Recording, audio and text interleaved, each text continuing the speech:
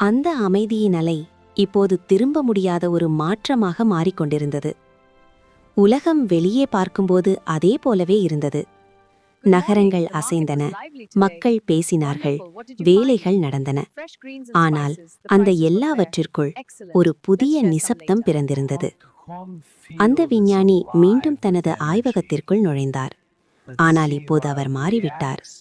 முன்பு அவர் பொருள்களை பிரித்து ஆராய்ந்தார். இப்போது அவர் அனைத்தையும் ஒன்றாக காணத் தொடங்கினார். அவர் ஒரு சிறிய அணுவை கண்காணித்தார். அதில் ஓடும் ஆற்றலை கவனித்தார்.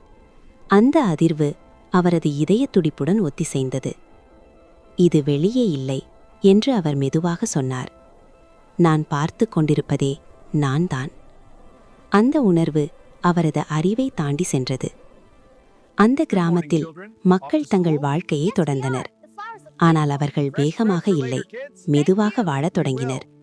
ஒவ்வொரு செயலும் கவனமாக ஆனது. ஒரு முதியவர் தண்ணீர் குடித்தார். அந்த ஒரு சொட்டு தண்ணீரின் சுவையை முழுமையாக உணர்ந்தார். ஒரு பெண் தனது குழந்தையை அணைத்தாள். அந்த அணைப்பில் அவள் தன்னையே கண்டாள்.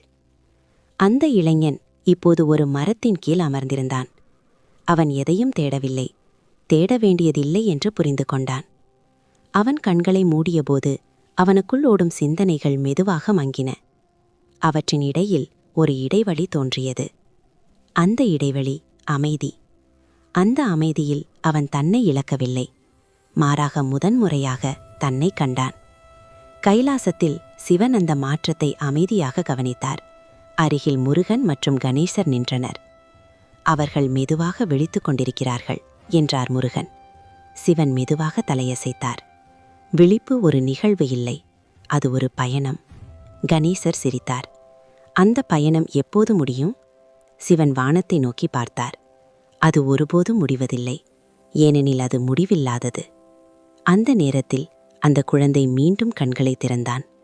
அவன் எதையும் பேசவில்லை, ஆனால் அவன் பார்வை ஒரு கண்ணாடி போல இருந்தது. அதை பார்த்தவர்கள் தங்களை பார்த்தார்கள். அந்த நிமிடம் ஒரு ஆழமான உண்மை அமைதியாக உருவானது. அமைதி என்பது நாம் தேடும் ஒன்றல்ல, நாம் மறந்தது.